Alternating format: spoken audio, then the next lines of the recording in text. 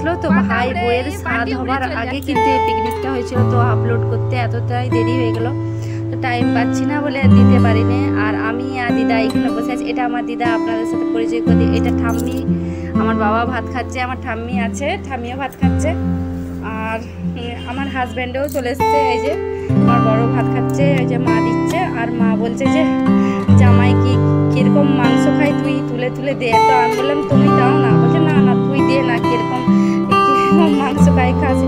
তো আজকে হয়েছে খাসির মাংসের লাল ঝোল, আর এই যে দিয়া হচ্ছে, তাই অনেক কিছুই রান্না হয়েছে।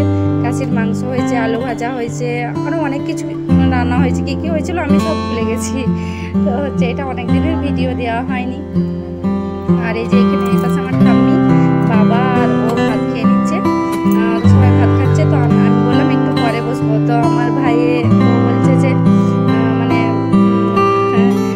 শিখা বলছে যে আমার ভাইয়ের বইয়ের নাম শিখা, তো নামটা খুবই ভালো, আর নামটা আমার খুব ভালো লাগে, মানে ভাইয়ের নামের সঙ্গে ওর নামটা ম্যাচ একদম।